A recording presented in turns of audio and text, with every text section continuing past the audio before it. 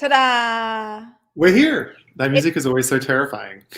scream time. It Joel, it's a very happy day over here. is such a good day. It's a good fifth day. Are we in the sixth day of the We're countdown? Or we're in the fifth day. okay. It's the 12 days of Christmas, right? Yes. Yeah, it is. There's I'm 12 days of Jewish. Christmas. I was like Gentile over here. I can confirm that. 40 days of Lent. Yeah, I'll handle my 8 days of Hanukkah. I haven't even bought all my gifts yet, and Hanukkah has come and gone, but I use the fact that I'm in LA as an excuse. That makes a lot of sense. I have not bought any gifts either and have no excuses. Yeah. I'm catching up to you though. I'm losing all of my excuses very, very quickly. It is a good day today because we have a whole bunch of Scream things to talk about.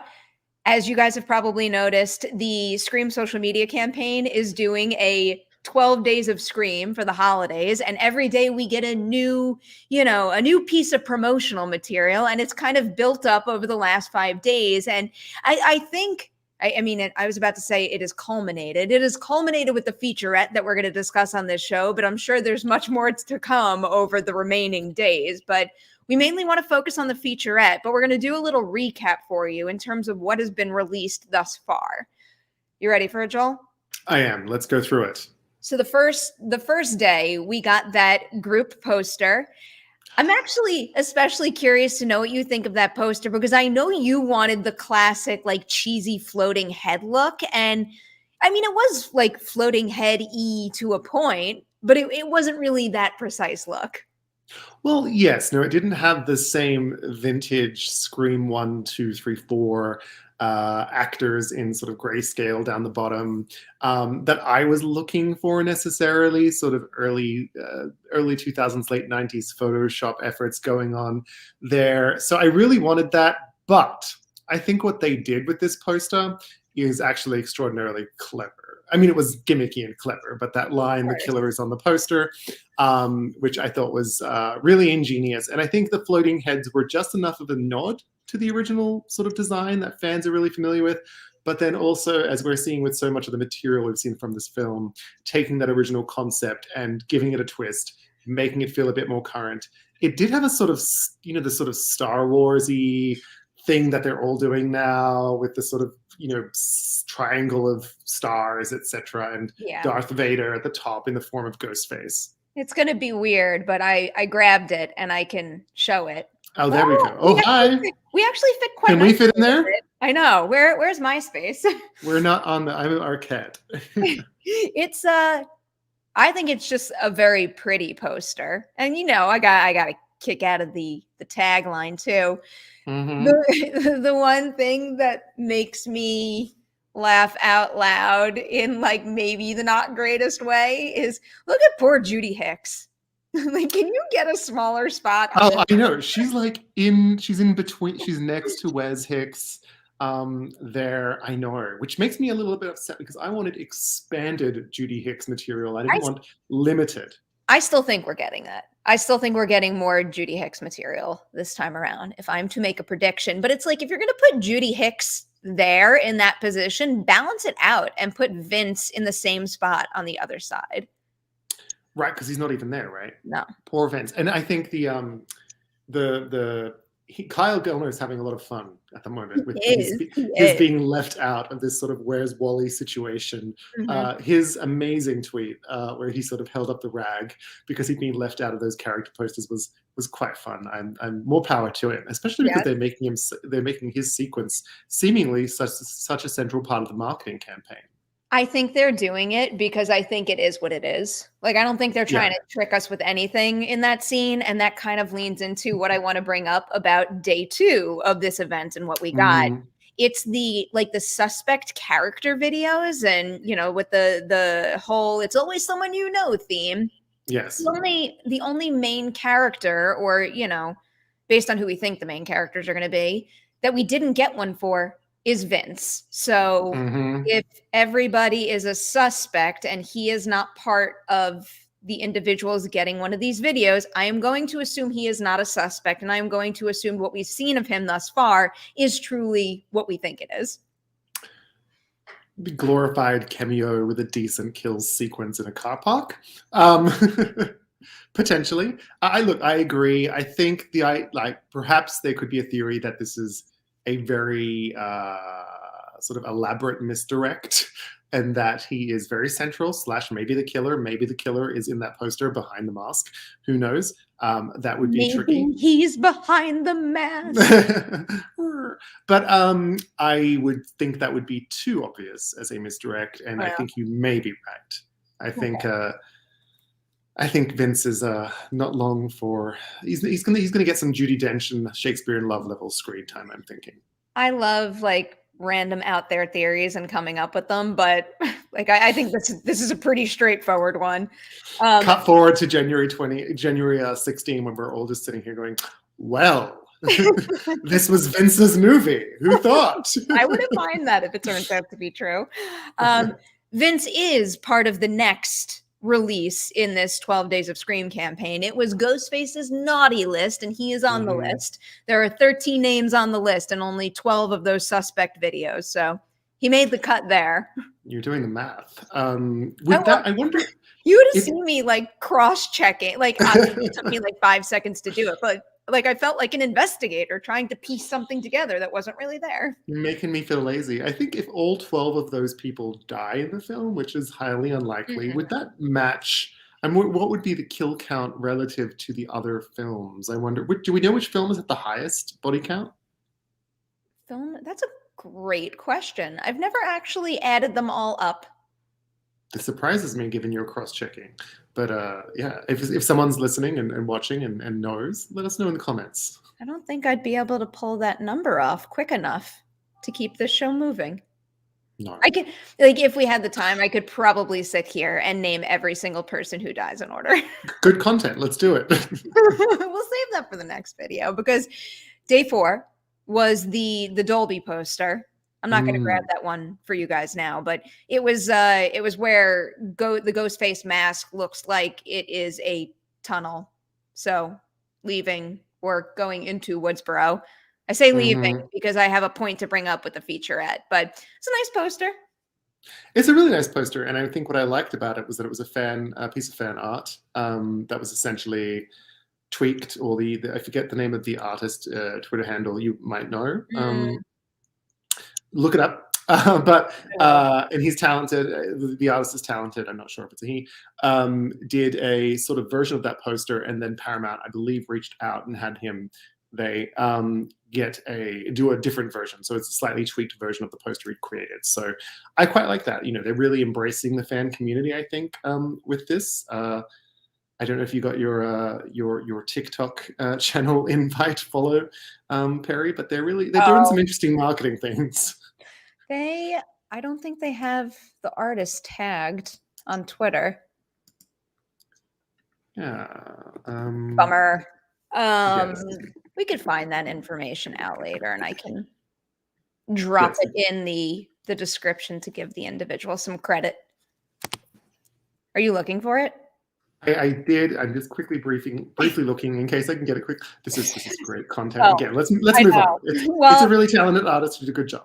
While you're doing that, I'll just introduce the featurette, because the featurette was pretty solid, and I think it does give us quite a few things to, kind of chew on and consider in terms of, like obviously like where the story is going and what we're going to get from the characters, but also like certain elements that I think are going to be most important to the story that's unfolding, in terms of things to play with that are like new and fresh compared to what the other 4 films had. Yeah, absolutely. I think this featurette, again, I feel like every time, I feel like we're sort of in this puzzle, or this picture that's slowly being painted, and every element they're giving us is just filling in a little bit more. Now, my suspicion is that we're being misdirected 1,000 different ways. But I also like that, because you don't want a mystery that's too easy to solve. And just quickly, the artist is Creepy Duck. So if you look up Creepy Duck on Twitter, you'll find it. But yeah, I really enjoyed this little slice of Friday material. Yes. Okay. I'm going to run us through the little notes that I took down of things that, caught my eye and ear. The first thing was when Dylan Minette's character says, "Make yourself harder to find, delete social media, tape over your phone cameras." So, Mm. obviously, Scream is a franchise that has, leaned into technology from the voice changer in the original to live streaming in the most recent installment. I'm curious to see how this comes into play, though, because, I mean, basically, this tells me that the beginning of the movie is gonna be a Ghostface kill that involves Ghostface tracking down their victims using social media and technology, and Mm.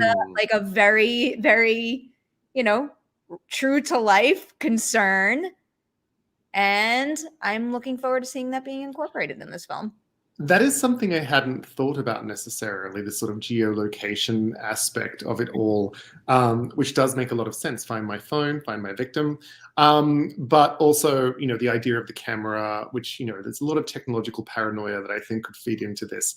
And we weren't really here at a technological level when we last visited Woodsboro, right? In 2011, obviously some of these features were in play, but I don't think they were part of the sort of popular psyche in the same way that they Mhm. are now. So I do think we've seen a couple of elements of the technology that we're going to use in terms of smart homes, I suppose, lock front door, etc., smartphones and geo tracking.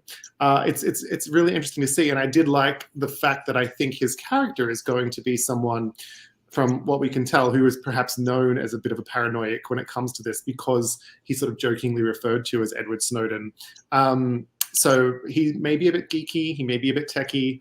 It's an interesting, in terms. I like that this featurette gave us a little bit of a sense of the shades of their characters. Yeah, and also it gave us a taste of the back and forth, because I think that Mm, scene has been likened to the fountain scene before, and, I know it's just, like, one example of one line and then another, and who knows if it is that exact way in the yes, final film, but that felt very, Stew to me, Mason Gooding's little Snowden yes. comeback, so I like that vibe of that moment.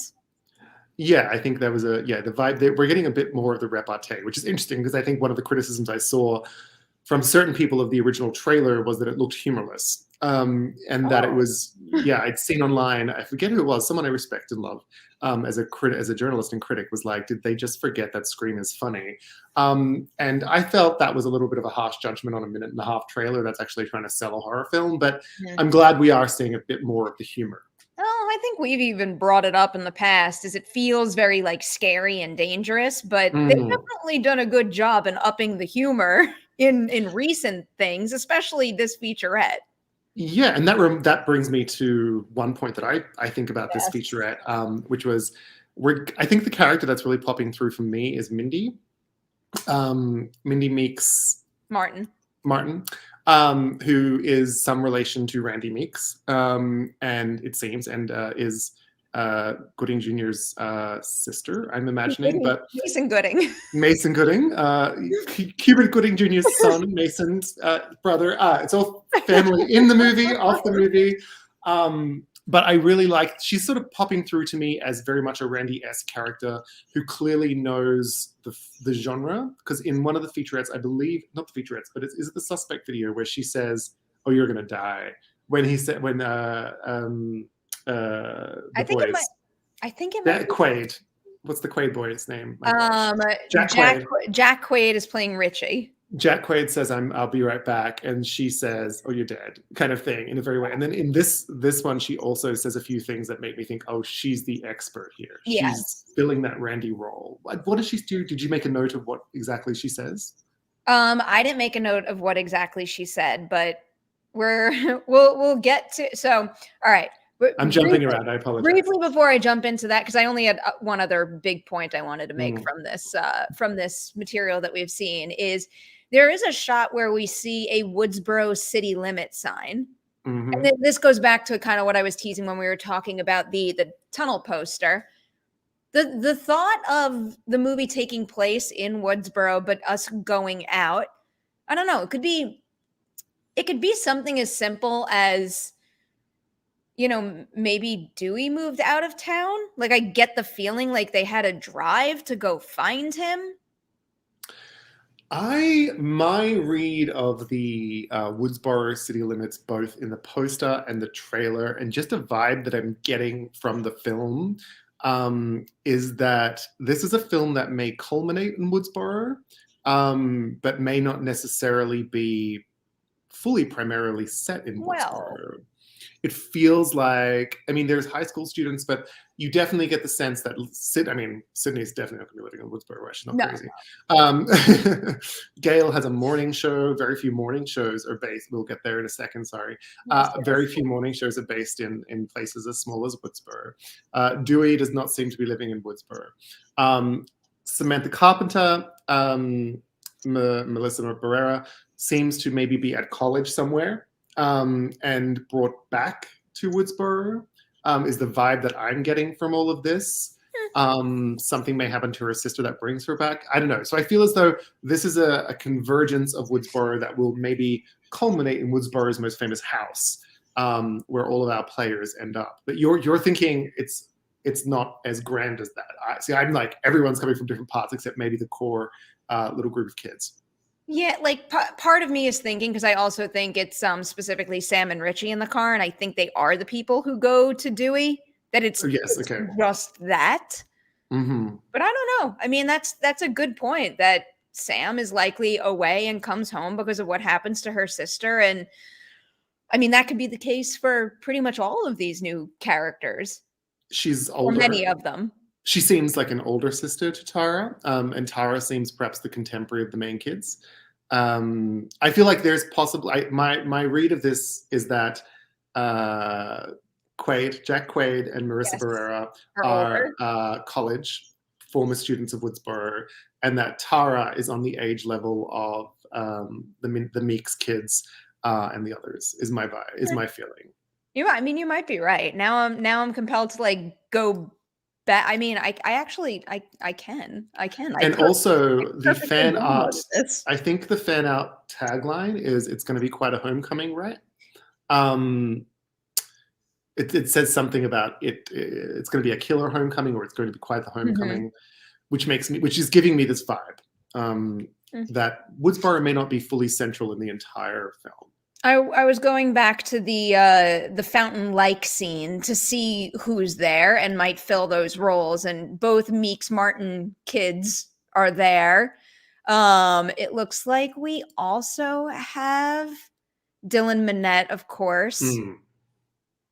and then Mikey Madison's character is not there, but we The get girlfriend uh of Liv. yes. Liv. Okay. So But they're and Samantha's not there either, right? no. But Mm. I'm looking at the background, there are school buses there. So it's always confusing when you have, actors in their mid to late 20s, and a lot of times they do cast those actors as high school kids. So Mm. like, do you think that they're still home, or that they're high Oh, school? well, no, my feeling is that core group is a Woodsboro High School group. Yeah. And I think there's a Woodsboro High School film club Mhm. element here. I do think, however, that Samantha Carpenter is not living Yeah. in Woodsboro. I think I think our you're very right. core group is not living in Woodsboro. Because I mean, our core original group is not living in Woodsboro. I think our new final girl, or who they're pushing as the new final girl, at least in the yeah. marketing, may not originally be living in Woodsboro. But yeah.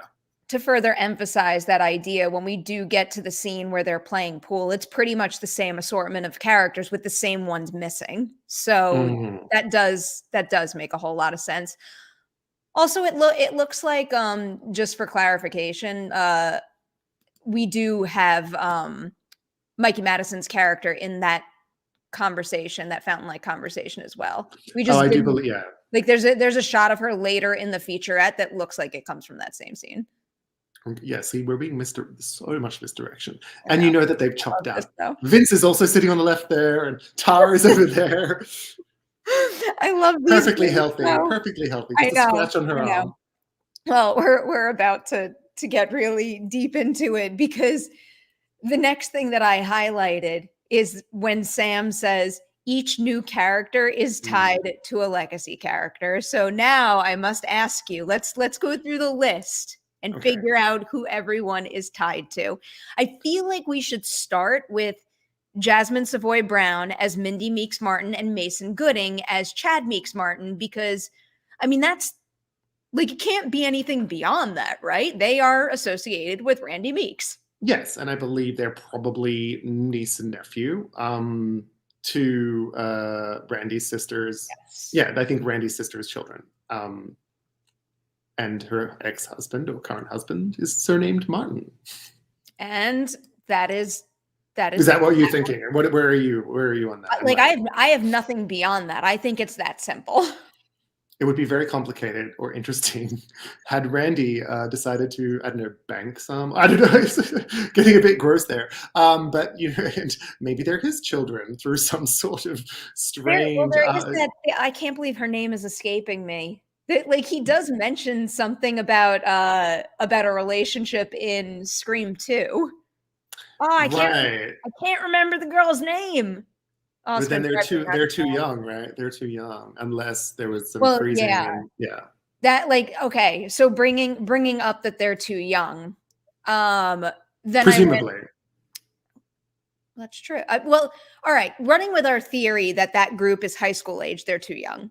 Mm-hmm. Also, a thing that would be too young for the first theory that came to mind was Sonia Amar's character is Liv McKenzie.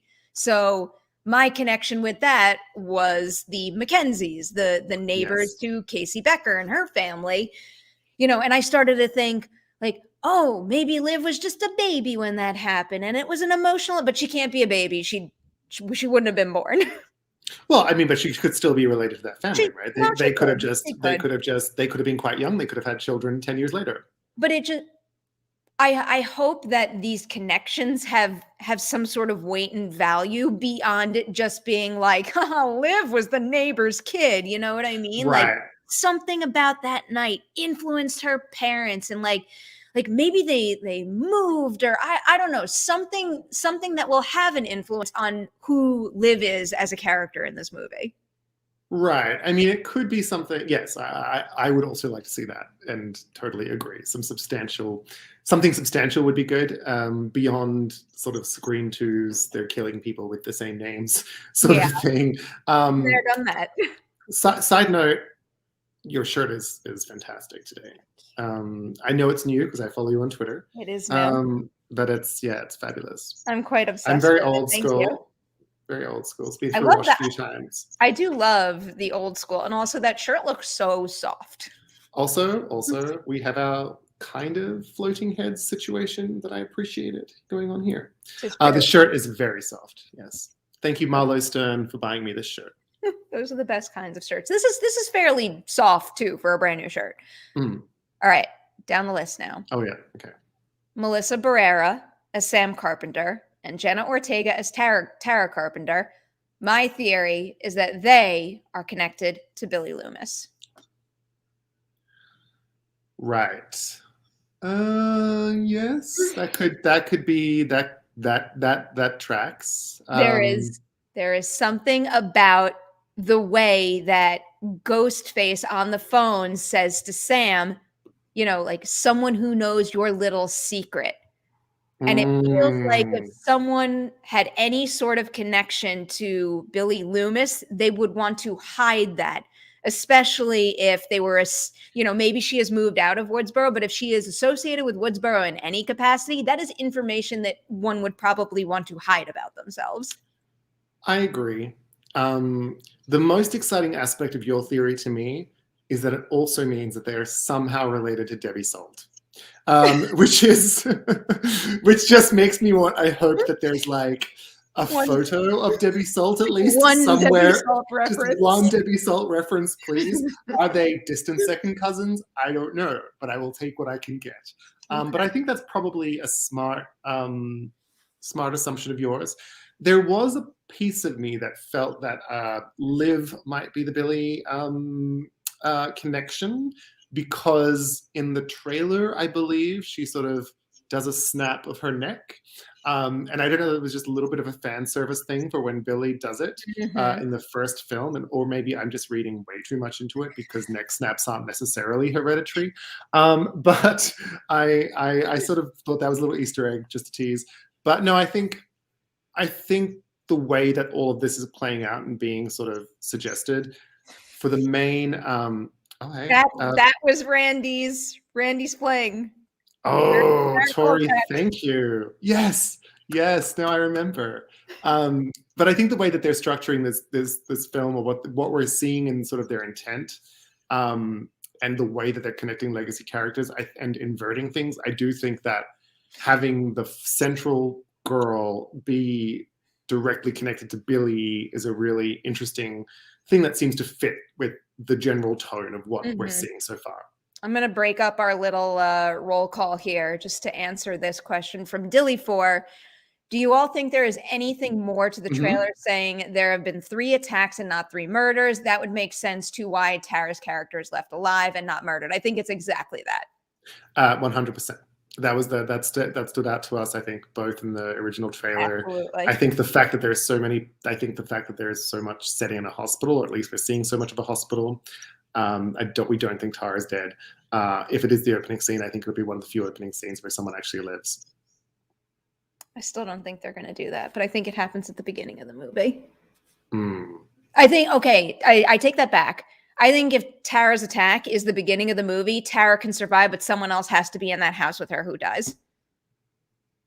Maybe a dog. Sorry, that's awful. Sorry, No. Do Dewey, you cover your ears. do you know who you're talking to? I don't know. Dogs don't really fare well in these sorts of films. I know, I Wait, know. has a dog died in Scream, in the Scream series? Oh, this is why you're still on board. Okay. It's like maybe it's the main reason why I'm still on board. Um, all right, back to our roll call. Where are we at? Jack Quaid as Richie. So the only thing I have to go off of with Jack's character is that he gives me see. Okay, wait. So I was about to say he gives me Derek vibes, but this question might need to be answered first. When they say each new character is tied to a legacy character, are we strictly referring to people from the first film, or is the door open enough that main characters from future films can also be tied to the events of this one, or no? I think the evidence is clear that yes, because Wes Hicks' connection is Judy Hicks, right? Oh, Um, we'll get there. well, you I think think there's I think more. there's more. There's I think there's more. more. Okay. Yeah. I'm a big Well, believer there's then more. okay, okay, all right. I went too overt, too obvious, but I think let's assume there isn't more, like a non-conspiracy theorist me, and say that the Wes connection is Judy. Therefore, you can be connected to a legacy. I Okay. think, however, they would probably be limiting that to killers, or. But then I guess if they're limiting it to killers, the killers are all sort of technically connected to legacy characters, except for Mickey, Mhm. and Rory Culkin, right? So yeah, interesting. I don't know. That was a very non-answer, but a lot of words. No, but it makes sense, and it gives us some information that we could work with when trying to figure out who everyone's connected to, because, I mean, really, all I've got to go off of with Richie is that he gives me Derek vibes, and in this featurette, we get that shot where, he's got, like, a wound on his arm in the same spot that Derek got it in Scream 2. Yeah, what I'm getting from that is I think the idea that everyone's connected to a legacy character is maybe a slight exaggeration. That is a good trailer line, but doesn't necessarily apply to every single young person in this film. And I get a feeling that he's just like the boyfriend. I get a feeling when you say there's a Derek vibe, I'm getting like literal Derek vibes. I'm also starting to think about what we were talking about in terms of having like a main group of high schoolers having that conversation, but then older characters who are kind of off on their Yeah. own mission and not tied to that conversation. So, I think that conversation applies to the high school. I think Jack Quaid is not a high schooler. And I do think that, yeah, I mean, like, I don't even think they're presenting him as part of the group in the materials we've seen, or that they could ever convince me that Jack Quaid is 17. Love him to death, but come on. At this point, I can't tell if I really believe this or if I just really want it to be true because this is fun. But I'm still gonna lean on the idea that every new character is truly tied to a legacy character, but it doesn't necessarily have to be like in relation to them. Mm, Like I right. feel like um oh man, there's a movie that just like popped in my mind and then just it's I'm thinking about Final Destination. How in Final Destination, like the characters that died weren't related to other characters that died, but some of them were there when some characters were killed, and that Mm, deeply influenced their life going forward. So maybe with a Jack Quaid type character who is older, he was there or somewhat associated with a Ghostface incident. that is potentially true. Or maybe the connection is purely vibe. Maybe the killer's like, you giving me Derek vibes, and I got to get rid of you. Well, I mean, it depends what the killer's plan is. If it Mm, is, a stab-ish way of recreating the events of the past, you will need certain people to fill certain roles. So I guess that's on the table too. Who else is on our list? All right. So we've done Richie. We've talked about Liv. Then I have Dylan Minnette, Wes Hicks. Yeah, He's what's your theory? obviously he's obviously connected to Judy, but this could connect to what I was saying before about Final Destination. I feel like there's more to Judy's story and her motivation to become a cop than we really know. And I think there's something Mm, about like something really deep and personal about past killings in Woodsboro that inspired her. And I think that's going to come into play with both of their characters. I love that theory. I think it also does potentially tie into her interest in Dewey, so that if there is a history that she's somehow connected to Ghostface, Dewey is the hero of these Ghostface string of murders to the Woodsboro community, right? Which would feed into why she was so, I don't know if the word is infatuated, but at least clearly interested in Dewey in Scream 4. Yes. I also think this theory could be accurate, but I'm not going to give anything away Are you on the talking about the show. theory that's currently on screen? Yeah, Yeah, just that. that's true. Yeah, Yeah. Perri is the killer. I It's have true. spoiled Scream 5. Sorry, everyone. She Perri is, and that's she's in the poster behind the mask, and she's I been would be cleverly edited out of I would the be the trailers. most unconvincing slasher in the history of slasher movies. The thing about you, Perri, is that you're extremely fit, and that's what I think about these movies. Every time I watch it, I'm like, Debbie Salt did none of those killings because this killer runs around, runs upstairs all the time, gets shit thrown at them. I'm sure your fans know this, are a marathoner. You have In 2 years. marathoner. We're going to say that, an expert marathoner. And I know that we don't like to use military and gun metaphors, but you got some guns on you. I've seen them in real life. I think you would be a I very own a good killer. crossbow. Do you know that? I hope the police are watching. Like, It's a story time. It's a mini baby crossbow that I have no oh, actual arrows for. I did actually this is associated. I did a promo thing for Ready or Not where I got to learn how to shoot a crossbow with one of the actors from the movie, and like we did like a target practice competition, and at the end of the video they let me take the little baby crossbow home. you know what? So I think this would be. it I just think sits in my closet.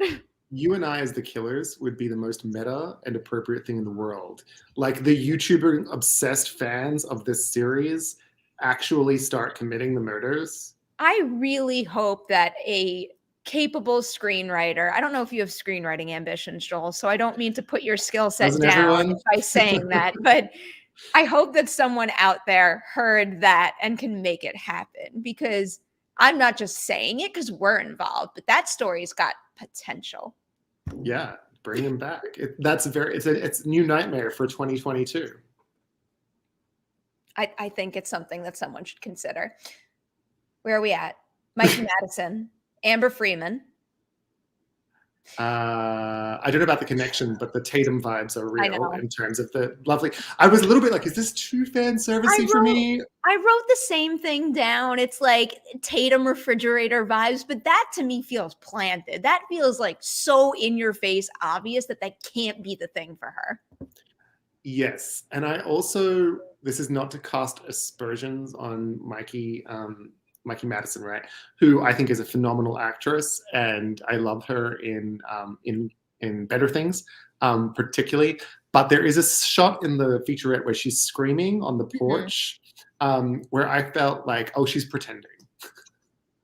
Like I was like, oh, this isn't a genuine scream. I'm like, she's faking it. There's something not quite there about it. But I don't Okay. know who she's connected to. Amber, we know is the girl whose phone is being used or whose alias somehow is being used with Tara in that attack Uh-huh. that we see on the house, right? Do you have theories Yeah. about who she's connected to? Wait, I'm trying to scrub to the Mikey Oh, Madison's my screen. acting critique. Yeah. Now I feel like a total asshole. I'm never gonna. Oh no, I found it. Wait, I'm gonna play it really quickly. Sorry, Okay. guys. No, that's authentic. Oh, really? She's scared. She's scared. I mean, I'm trying to think of the context in which she would be faking that, but I'm like, I don't know. I remain No, unconvinced. She no. doesn't give me the sort of I also Courtney think Cox I also think level of she got trailer stabbed. scream. You She got also think what? she got stabbed. You think she's being stabbed Yeah, because she's sort of hunched over, right? she's holding herself. No, Okay. I think that's Well, legit. I think that's legit. all right, all right. It's an interesting theory though. Like It's it's a very. I mean, it is a curious thing to think about if someone because like if we've learned anything from past screen films, someone could be faking Well, stuff that's what I sort and of got faking this injuries. Billy sort of in the bedroom vibe from it, hiding Mm, the sort of wound. I don't know. I'm getting ahead of I mean, myself. hiding the wound, I guess. I don't know. There could be something to that. The performance part and like the her being scared part and calling for help, that feels like sheer terror, not faking it. But I guess that would be the point of a character who's part of the the mastermind team maybe behind it all. Like she I just would want to want to be reiterate that I think faking Mikey Madison is a fantastic actress. it. And that I'm sure in the moment when I'm watching, I'll be fully convinced by the performance. Yeah. Yeah. This is what happens when you analyze stuff like this, like we're doing right now, though. Right. We're Frame reading. by frame. We are legit sitting here reading into probably like 95% of these things in ways that they weren't meant to be read into. Right. Although yes, that's right. I think they were designed though to throw us off in this No, way, I know. to send us down these rabbit That's fair. holes. We're reading we're reading into the promotional campaign at least as intended. That's the extent of it. You got us, Paramount. We're doing exactly as you wanted. We're easy targets. Wait, what was the question you asked me before I interrupted you? I don't even remember. I don't even Oh remember no, either. Amber. What do we think Oh. her connection is? I don't know. Like literally the only information I have to stand on right now would be to support a relation to Tatum, but like again, it feels too obvious. And the other thing that I think turns that down is that would make her also connected to Dewey. And I think And we've there's no seen sense in Dewey which they're go through connected, too really. much to ever imply that, he had any relation to someone else. I mean, unless he's a cousin or something, but I don't know. I mean, she could also be, she could also be a we Sydney has relatives just pop up all the time that we never knew about. You know what I mean? Yes, That's I kind of do the vibe of the indeed. series, right? I mean, Um, it's possible. on the dad's side, I don't know. There's cousins on all Who sides. are we missing? Like legacy character wise, that would benefit the movie to have a new character connected to. The one that we haven't really dug into is Cotton. Right. And yes, I 'Cause mean, I'm a big believer Cotton was killed off too soon and there was so much more story to explore. And I think that is a very popular feeling out there for Scream diehards like us. So I don't know. It would make sense to me for them to, not necessarily give Cotton closure, but add more meat to his story through this new movie. Yeah, 100%. And I think you're right. Cotton kind of, was he even referenced once in Scream 4? I don't think so. I think so. But that was the original betrayal of framing that kicked everything off. And if you were related to Cotton in some way, you would, I mean, in the way that people within this universe have motives, seemingly, to avenge their family members, which is not really how life works. But hey, I do feel like Cotton is one of the most hard done by characters within the whole franchise. Framed, jailed, murdered, attacked, name besmirched. I don't know. I wouldn't want that last name in that town.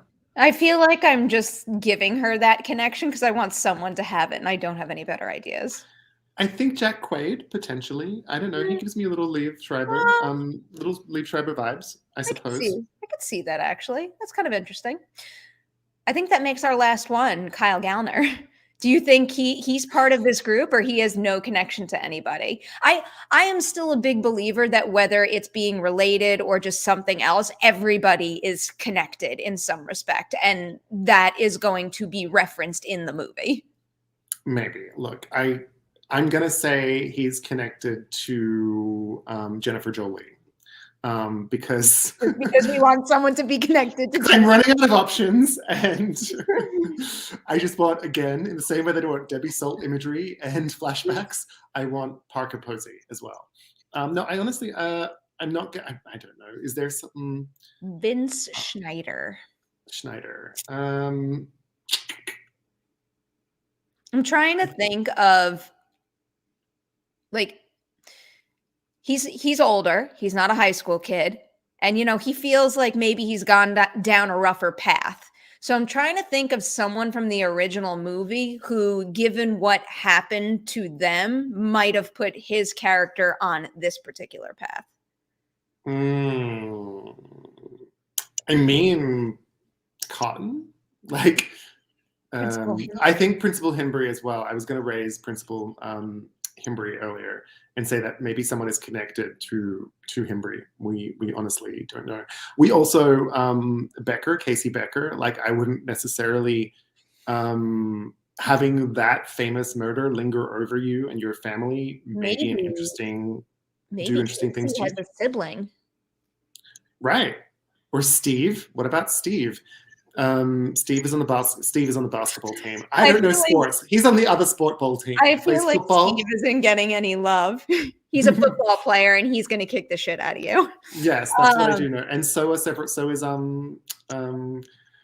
Cuba Gooding Jr.'s son, Mason. But yeah, no, I think there's. You think about that original killing. There are certainly connections that could be made there. Siblings, all that good stuff. Okay. You're like we're reaching when we're going to Steve. This is too much. I mean, we're doing real reporting here, but it's kind of fun fan fiction too, and I'm really enjoying it.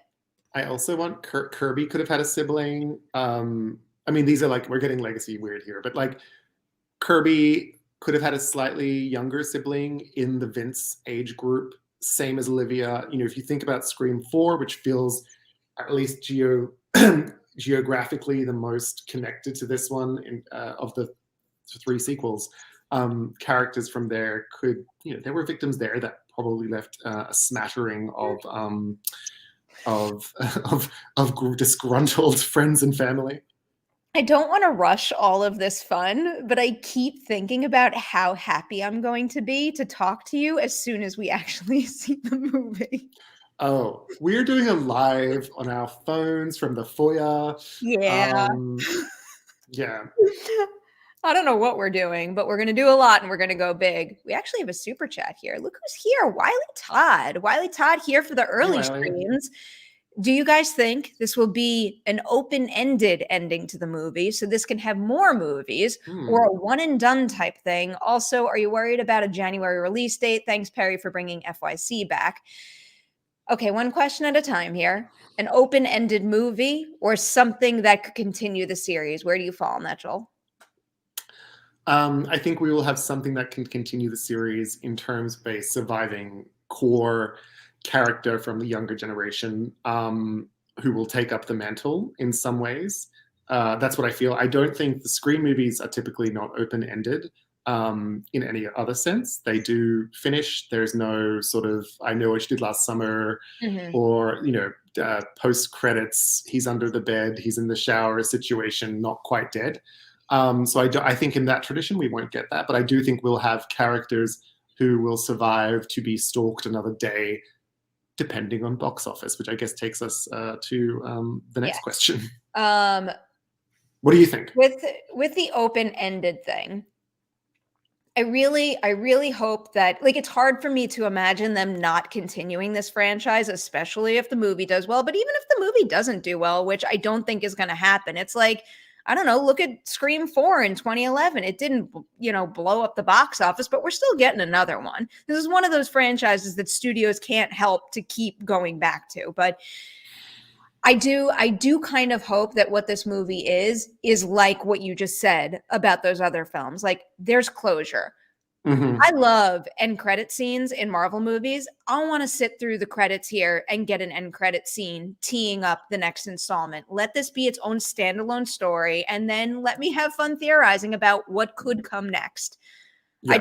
I want a complete story. I think that's one of the big things for me, but I think it's going to be a real challenge for them to figure out a way to end this movie, to one, give me closure, but to also not necessarily tee up, but leave the door open for future installments. Because, I mean, like, I feel like a big hypocrite for even saying this, but we've just experienced 4 films where someone new puts on the mask and goes after the original characters, kind of thing. Like, how do you do that, but with a fresher, more innovative spin on it, so it doesn't grow tired? I mean, again, I'm going to keep coming back and seeing these movies no matter what, but like, I want them to find a special hook there that we haven't seen before. I agree. I think, on one level, they're doing that with this film. To an extent, we feel like we're getting the same vibes. I think they're going to have to leave. I can't believe I'm saying this, but in some way, they're going to have to move on from Sydney and from Dewey and from Gale. And I think otherwise, it's going to start. It's just the treadmill it's just too much, I think. I mean, I can have them in a sort of advisory or tangential thing, but I don't know. I feel like they need to make us fall in love with someone new, or some new group, and we need to move forward, because then I do think it does become more feasible to sort of map and progress this formula. But I think if they're going to continue to try and do legacy plus new, move forward, etc., that's really challenging. And I think it's because they don't have this thing that Halloween has, right? Which is this sort of unrelenting monster mystery of evil thing. He doesn't need motivation. He doesn't need a storyline. This Scream has kind of written themselves into a corner in some ways, because they have to conjure that every time. I've solved this problem. Of course you have. We get a complete story. Whoever our heroes are survive, and they kill whoever's behind the ghost face mask.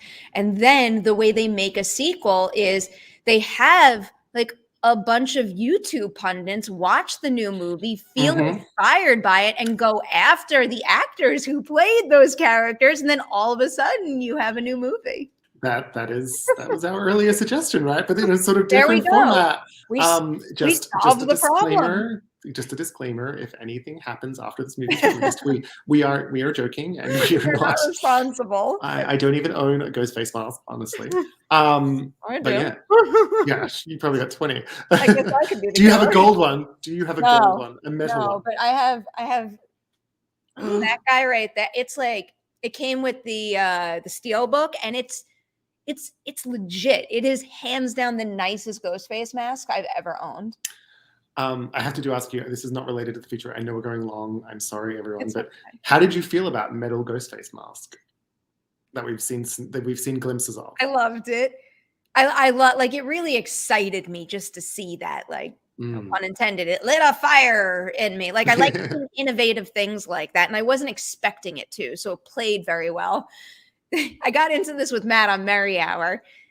Then you have to add in the thought that whoever is Ghostface knew that they wanted to use a fiery weapon and knew that that fiery weapon could have melted their rubber mask, and went out and bought one that was flame resistant, or like made one.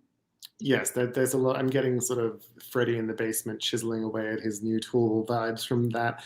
I do suspect the ghost material that they're wearing, like the cloak, is quite flammable. Yes. So I do hope that they also put some effort into flame retardant cottons or whatever it is. It'd be kind of funny if it was Polyesters. just like, oops, I forgot that part. Yeah. So it's just a mask left. Oh, no. Yeah. Yeah, so the other question of January, are we worried about a Yes. January release date? That is such garbage. Anybody out there who, I don't care if we're talking about Scream or almost any other movie at this point, the release even before the pandemic, the release calendar was entirely different. There were very few times of year that you could even call a dumping ground anymore. The last few years, we've had a lot of movies, and in particular genre movies, pop big in January. Look at what It Chapter 1 did for the beginning of September. That was Yeah. always not the greatest date to release your movie. Then that came out, and it made it a really hot day. The point being, the release calendar had changed in early 2020. Now, after the pandemic, the release calendar has changed significantly. And anything you think you know about prime times to release a movie, very few of them hold true anymore. So the idea that they're dumping this movie in January is utter nonsense. And I don't put any weight into that whatsoever. I don't think this is being dumped at all. I think January was actually quite smart, strategic, take advantage of the open road there a little bit. And I think that I agree with you on the history of what's been happening with dumping grounds, etc. I will say we don't know where we're going to be at in terms of pandemic discourse. So that does concern me slightly for any movie sort of opening in the next month or two. But aside from that, I don't see January as a worry at all. Not one bit. All right, let's let the Jughead one take us out here. Hi, Perri and Joel. Sorry to change the subject, but I can't wait for Spider-Man No Way Home. I'll be watching it this Sunday. I am expecting Nicholas Hammond to show up. LOL. Love and respect from the UK, guys. Thank you so much for the support, the Jughead. It is much appreciated, and I hope you enjoy the movie when you see it. All right, Joel. I think we should maybe not hit an hour on a 2-minute featurette. I don't know. Now I'm thinking, could Scream 6 be a multiverse situation in which Sydney/Sam Carpenter have to face off against Billy Loomis, Emma, Roman, and of course the Doc Ock bloody Green Goblin of my life, Debbie Salt. Yes, please. I want it all. I sign off on that idea. Kevin Feige, Paramount. Make it happen. Take it over, work it out, do what you need to do. All right. Now that we've left you with that to think about, we are out of here. Thank you so much for watching yet another episode of Countdown to Scream 2022. Things are getting excited now. Excited. We're getting excited. This thing is like fried my brain. We're very excited about all the exciting things coming our way. And that means we're going to have many more episodes for you. We don't have any specifics to share, but we don't. More is coming. Yes. Well, there's 7 days of Christmas left, right? Yeah. Perri, it's an honor. Joel, it's an honor.